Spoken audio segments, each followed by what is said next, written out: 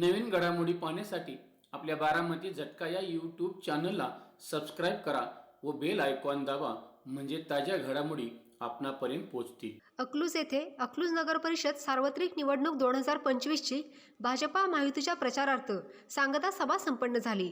यावेळी भाजप महायुतीचे पदाधिकारी, नेते, कार्यकर्ते व मोठ्या संख्येने जनता उपस्थित होती. यावेळी सोलापूर जिल्हा परिषदेचे माजी अध्यक्ष फत्तेसिंह माने पाटील बोलताना म्हणाले, तुमच्या पक्षात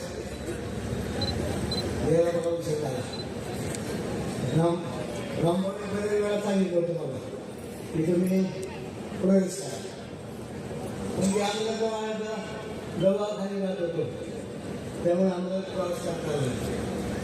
पण आज सांगता समारंभाच्या वेळी काल सुद्धा बघितलं आम्ही माने पाटलावर सोडू केलं, दुसरा काही विषय नाही त्याला घेऊच नाही. बाकीचं काही बोलायला तयार नाही, फक्त माने पाटील. बाकीचं त्यांना बोलायला वेळच नाही. कसे बोलत होते काय माहिती, सगळ्या त्यांच्याला माहिती काय बोलले. या ठिकाणी कालच्या वेळेला काय बोलले ते काय चालतं ते त्याला समजलं नाही. कुठं पतंगे बोलले, कुठे त्या सुजेवर बोलले. त्या बोलण्याला काही अडचण नाही.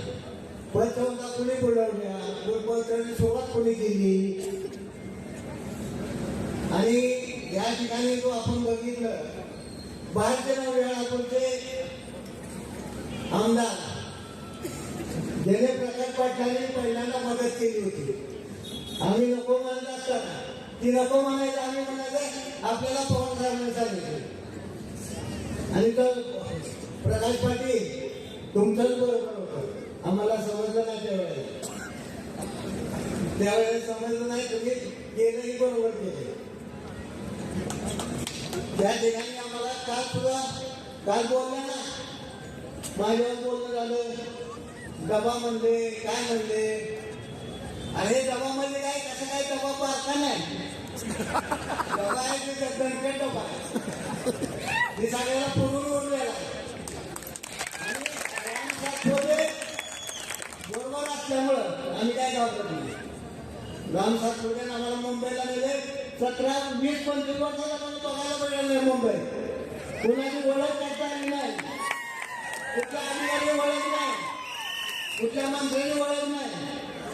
मुख्यमंत्र्यांपाशी बसवलं आणि 2 तास 1.5 तास आणि सांगितलं मुख्यमंत्र्याला, हो दादांची शंका एवढी दूर करा. क्या शंका आहे? हे मोठी वडील म्हणतात की आम्ही पण तालुक्याला राजकारण करणार, जिल्ह्यात करणार. अरे ते विषय सुटून द्या दादा म्हणल्या, दादा म्हणले मला विषय सुटून द्या. मग रामभाऊ म्हणलं झालं समाधान म्हणलं काय. या ठिकाणी आपण बघतोय असा ते माने पडेल माने ह्यांना काय झालंय आता ही जनतातून इतकी सगळे विजय चौकात, त्या विजय चौकात रामभाऊ विजय चौकात त्या इतकी माणसा इतकी पहिली वेळ म्हणजे आपण त्या ही निवडणूक आपण जिंकलेले 23-26 उमेदवार आहे. 27 नगराध्यक्ष तर मला सांगते सगळे नगराध्यक्ष जिंकलेलाच आहे, पण 26 उमेदवार सुद्धा आपण जिंकलेले सगळे. म्हणजे सगळ्या तरी जनता सांगते एवढे जनता आज जमते म्हणजे कशामुळे जमते. काल बघितलं त्यांना बोलता येत नव्हतं, पायाखाली वाळू सरकली, कांबाव पायाखाली वाळू सांगलेलं आहे. आणि त्यांना वायाला सुद्धा 50 बोलता येत नव्हतं. काय कसं बोलता येतं मला माहित नाही, कसं बोलता येतं, बोलायला सुद्धा येत नव्हतं त्या माणसाला.